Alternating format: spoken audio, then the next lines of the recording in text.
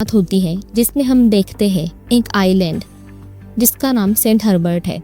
दरअसल फिल्म की शुरुआत में हमें 2010 साल दिखाया जाता है जहां इंडियन कंपनी ट्रांसजेनिक उत्परिवर्तित डायनासोर यानी कि डायनासोर्स की क्रॉस ब्रीडिंग करके अलग प्रकार के डायनासोर्स बनाना और सभी जानवरों को अपनी कंट्रोल में रखने के लिए उन्हें म्यूटेशन करके कंटेनर्स में रखने का प्रोजेक्ट चालू होता है। ये सब दुनिया से छिपाकर अटलांटिक महासागर के आइलैंड सेंट हर्बर्ट पर किया जा रहा था। हम देखते हैं कि इस आइलैंड पर लेबोरेटरी में एक विशाल डायनासोर जिसका नाम डी-रेक्स होता है, उसके म्यूटेशन के दौरान अंदर के ही एक कर्मचारी की गलती से दुर्घटना होती है, जिससे म्यूटेशन के वक्त हालात हाथ से निकल जाते हैं और डी-रेक्स के डर से और तबाही से लेबोरेटरी के सारे लोग भाग जाते हैं और वो लेबोरेटरी अब बंद हो चुकी होती है। इस सीन के बाद हमें और जुरासिक वर्ल्ड डोमेन के बायोसिन कंपनी की वजह से हुई ट्रांसजेनिक टिड्डों की घटना के 5 साल बाद का समय यानी 2027 का समय दिखाया जाता है, जहां हम देखते हैं कि डायनासोर के लिए पृथ्वी पर अब सिर्फ भूमध्य रेखा के आसपास का क्षेत्र ही रहने लायक बचा है, जिसका वातावरण उनके लिए ठीक है। बाद में हम देखते हैं कि मार्टिन क्रेब्स, जो कि एक दवाई बनाने वाली कंपनी पार्कर जेनेटिक्स में काम करते हैं, वो जोरा बेनेट से मिलने आए होते हैं, जो कि पूर्व सैन्य गुप्तचर होती है। मार्टिन उसे अपनी कंपनी की रिसर्च के बारे में बताता है। रिसर्च के मुताबिक दिल के बीमारी का खतरा बहुत तेजी से बढ़ रहा होता है, जिसके कारण आने वाले टाइम में हर 5 में से 1 व्यक्ति दिल की बीमारी से ग्रसित होगा और इसी के इलाज के तौर पर हमारी कंपनी पार्कर जेनेटिक्स ने रिसर्च की है कि अगर हम इस दिल की बीमारी पर दवा बनाएं तो अरबों खरबों का प्रॉफिट कमा सकते हैं। बीमारी की वजह से उन्हें दवा लेनी ही पड़ेगी और सिर्फ हमारी कंपनी ही वो दवा बनाएगी तो प्रॉफिट भी अच्छा मिलेगा और लोगों की बीमारी भी ठीक हो जाएगी। वो जोरा को बताता है कि हमें इस दवाई को बनाने के लिए जो चीज़ चाहिए वो हमें सिर्फ एक ऐसी जगह मिलेगी जो खतरों से भरी है। जोरा इस काम में जोखिम है इसलिए पहले तो मना कर देती है, पर उसे इस काम का बहुत सारे पैसे मिलने वाले होते हैं इसलिए तैयार हो जाती है। वो दोनों मिलकर एक टीम बनाते हैं जहां मार्टिन जोरा को लेकर एक जीवाश्म वैज्ञानिक डॉक्टर हेनरी लूमिस के पास लाते हैं। डॉक्टर हेनरी ने ही इस कंपनी के रिसर्च में मदद की होती है। वो बताते हैं कि हमें हर जगह यानी हवा, पानी और जमीन तीनों जगह पर रहने वाले सबसे बड़े डायनासोर के खून के सैंपल चाहिए होंगे। जोरा पूछती है कि डायनासोर्स के ही क्यों, तो डॉक्टर हेनरी बताते हैं कि डायनासोर्स का साइज जितना बड़ा होता है उनकी दिल की मांसपेशियां भी उतनी ही बड़ी होती है। इसी वजह से इनके खून से बनने वाली दवाई हार्ट की बीमारी को 20 सालों तक आगे भी ढकेल सकती है। डॉक्टर हेनरी, जो कि डॉक्टर एलन ग्रांट के अंडर काम कर चुके होते हैं, वो डायनासोर्स के दीवाने होते हैं। वो भी इस मिशन में जाने के लिए तैयार हो जाते हैं। वो बताते हैं कि पानी में रहने वाला सबसे बड़ा डायनासोर मेसासोरस है, हवा में उड़ने वाला क्वेटजालकोट्स और जमीन पर रहने वाला टाइटेनोसोरस है। इन तीनों डायनासोर के खून के नमूनों को इन्हें लेना है। मार्टिन इन्हें बताता है कि ये काम जोखिम भरा है और इन आइलैंड पर जाने के लिए गवर्नमेंट ने मना कर रखा है, इसीलिए ये सब छुपकर करना होगा। ये काम करने के लिए और बड़ी टीम बनानी होती है, इसीलिए जोरा अपने 2 दोस्तों के बारे में बताती है जो कि उसके साथ स्पेशल फोर्स में काम किया करते थे। लड़ने और हथियार चलाने में माहिर होता है, जिसका नाम बॉबे एडवाटर होता है। जोरा का दोस्त डंकन नाव चलाने में माहिर होता है और डंकन के 2 साथी लेक्लर्क और नीना को भी इसमें साथ लिया जाता है। ऐसे 7 लोगों की टीम बनती है और वो मिशन के लिए एक शिप लेकर निकलते हैं। वो लोग मेसासोरस को ट्रैक कर लेते हैं क्योंकि इंडियन कंपनी ने उस पर पहले ही ट्रैकर लगाया हुआ होता है। मेसासोरस उसी आइलैंड सेंट हर्बर्ट के आसपास चक्कर लगाता है। उनका पहला मिशन है पानी वाले मेसासोरस से खून का सैंपल लेना। खून का सैंपल लेने के लिए डॉक्टर हेनरी ने एक अलग प्रकार की सुई बनाई होती है, जो कि एक गन में से डायनासोर को मारनी होती है और जब खून पूरी तरह से उसमें भर जाएगा तो वो अपने आप निकलकर हवा में ऊपर उड़ जाएगी और उसमें लगा पैराशूट खुल जाएगा। सुई मारने का काम जोरा अपने ऊपर लेती है। वहीं दूसरी ओर हम देखते हैं कि समुद्र में नौकायान करने और घूमने एक परिवार आया होता है, जिसमें रूबेन डेलगाडो और उनकी 2 बेटियां, छोटी बेटी इजाबेल और बड़ी बेटी टेरेसा और उसके साथ उसका बॉयफ्रेंड जेवियर, ऐसे 4 लोग होते हैं। मेसासोरस उनकी नाव को पलटता है, इसीलिए वो जान बचाकर पलटी हुई नाव पर ही बैठे रहते हैं और एक रेडियो संदेश भेजते हैं। वो संदेश डंकन को अपनी शिप पर मिलता है। वो फैसला करता है कि पहले उस परिवार को बचाएंगे और बाद में मिशन पर वापस आएंगे। डंकन उस परिवार को ढूंढता है और अपनी शिप पर लेता है। वो उस परिवार से बातचीत करते हैं। तब पता चलता है कि मेसासोरस ने ही इनकी नाव पलट दी थी। तभी उन्हें मेसासोरस की लोकेशन डिटेक्ट होती है, जो कि उनके शिप के बिल्कुल नीचे होती है। जोरा जल्दी से गन में सुई लगाकर निशाना लगाने बैठती है और हेनरी उसकी मदद करता है। तभी मेसासोरस उनके शिप को टक्कर मारता है। इसके बाद जोरा फिर से निशाना लगाती है, जिसमें वो कामयाब होती है। उन्हें मेसासोरस के खून का नमूना मिलता है। वो सब बहुत खुश होते हैं, लेकिन अगले ही पल मेसासोरस अपने साथ स्पिनोसॉरस डायनासोरस की पूरी टीम को लेकर आता है और इनकी शिप पर हमला करता है, जिसमें बॉबी को एक स्पिनोसॉरस मुंह में दबाकर ले जाता है। तभी टेरेसा मदद के लिए रेडियो संदेश देने पहुंच जाती है। मार्टिन उसे रेडियो संदेश देने से रोकता है। इसी चक्कर में वो शिप के बाहर चली जाती है। वो मार्टिन को मदद के लिए पुकारती है, पर मार्टिन उसकी मदद नहीं करता। वो पानी में गिर जाती है। उसे गिरा हुआ देखकर उसका बॉयफ्रेंड जेवियर भी पानी में कूदता है। डंकन सभी लोगों से कहता है कि बोट के टकराव से पहले सब सामान पानी में फेंको और सभी लोग पानी में कूद जाओ। जेवियर के पीछे मिस्टर डेलगाडो और उनकी छोटी बेटी इसाबेल भी कूद जाते हैं। वो चारों तैरकर एक साथ उस आइलैंड पर पहुंचते हैं। उन्हें पता होता है कि आइलैंड की दूसरी ओर गांव है, जहां जाने से जान बच जाएगी। यह डंकन शिप को संभालता है और बाकी सभी लोग पानी में कूद जाते हैं। डंकन शिप को आइलैंड पर ले जाता है और बाकी सभी लोग भी फेंके हुए सामान के साथ किनारे पर पहुंचते हैं। नीना सामान को ढकेल रही होती है। तभी पीछे से एक स्पिनोसॉरस वहां आ जाता है और उसे अपने साथ खींचकर ले जाता है। इनकी टीम के 2 लोग अब नहीं रहे। पूरी टीम के मन में डर बैठ गया होता है।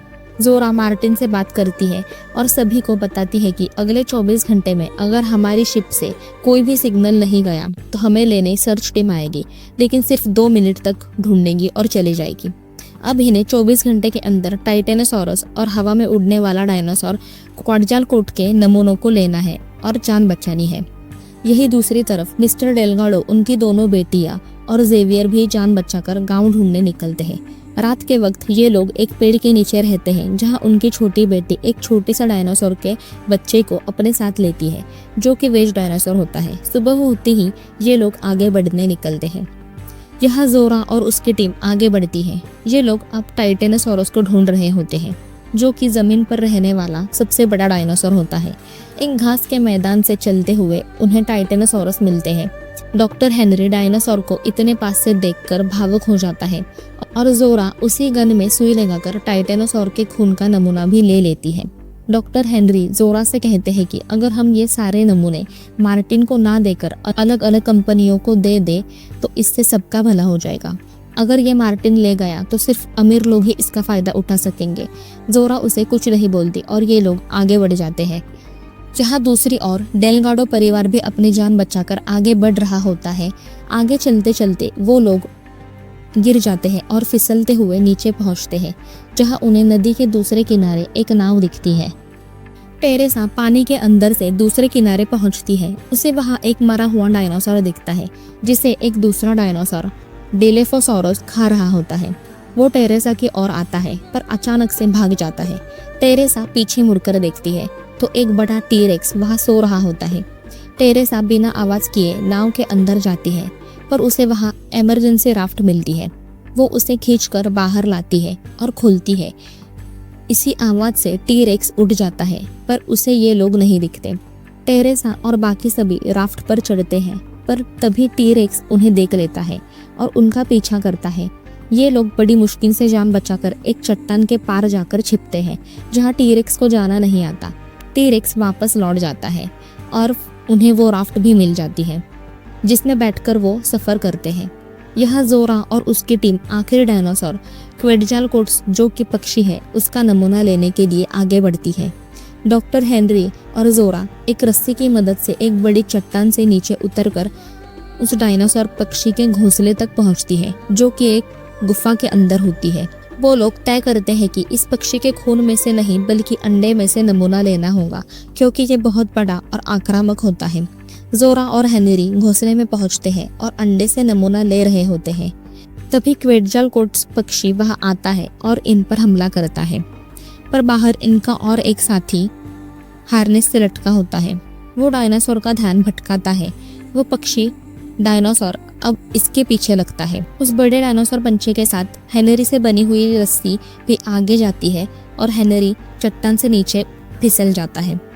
जोरा उसकी रस्सी को पकड़ती है। तभी अंडे में से लिया हुआ नमूना भी उधर बाजू पर ही किसी चट्टान पर गिर जाता है। डॉक्टर हेनरी उस नमूने को अपने हाथ से पकड़ने की कोशिश करते हैं, पर उसकी रस्सी टूट जाती है और डॉक्टर हेनरी खाई में गिर जाता है। वो सैंपल भी उनके साथ खाई में गिर जाता है।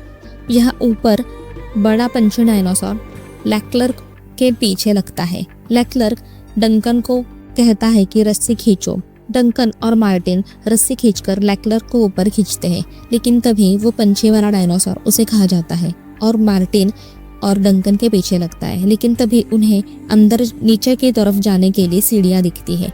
वो दोनों उस सीढ़ियों के रास्ते नीचे उतर आते हैं और जोरा रस्सी के सहारे नीचे आ जाती है। डॉक्टर हेनरी ऊपर से गिरते हैं, लेकिन पानी में गिरने की वजह से बच जाते हैं और पैराशूट की मदद से वो सैंपल भी सही सलामत जमीन पर आ जाता है। अब इनके टीम में सिर्फ 4 लोग बचे हैं। वो लोग लेबोरेटरी की ओर जाते हैं। यहाँ डेलगाडो परिवार भी राफ्ट की मदद से लेबोरेटरी के पास आ जाते हैं। डंकन, जोरा और डॉक्टर हेनरी डेलगाडो परिवार को आवाज लगाता है और ढूंढना शुरू करता है।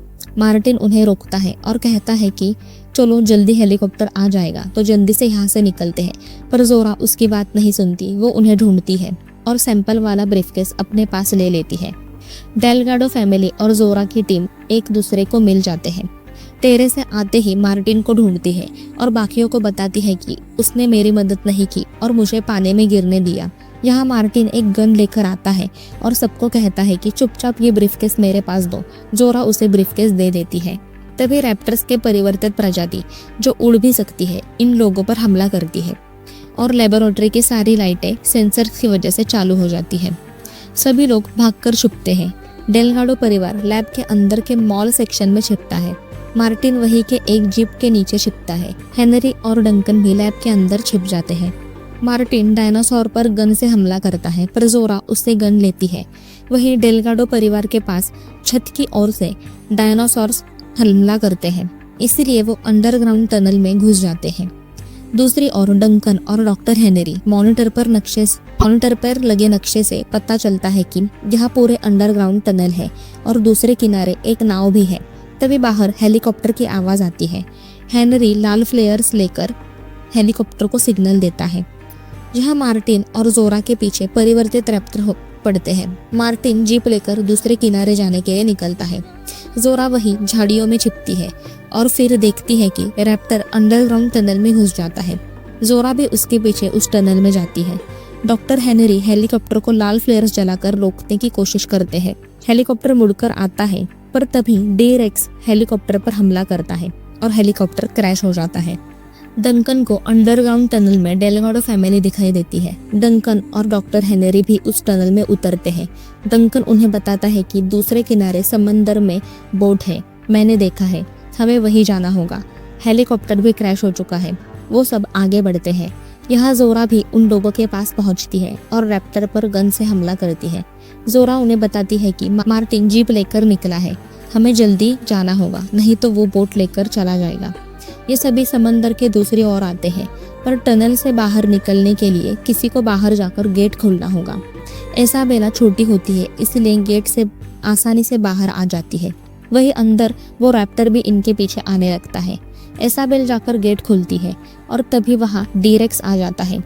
डी-रेक्स इन लोगों पर हमला करे उससे पहले मार्टिन की जीप वहाँ आ जाती है, जिससे डी-रेक्स उसे पकड़कर मार देता है। गेट के बाहर आते ही जोरा गेट बंद कर देती है। वो रैप्टर अंदर ही रह जाता है। जोरा वो ब्रीफकेस उठाती है। सभी लोग बोट की तरफ भागते हैं। तभी डी-रेक्स आ जाता है, जो इसाबेला पर हमला करने वाला होता है, पर तभी डंकन लाल फ्लेयर्स जलाकर डी-रेक्स का ध्यान अपनी ओर खींचता है और इन सभी को जाने के लिए कहता है। जोरा डंकन को रोकती है, पर वो नहीं रुकता। डी-रेक्स डंकन के पीछे चला जाता है।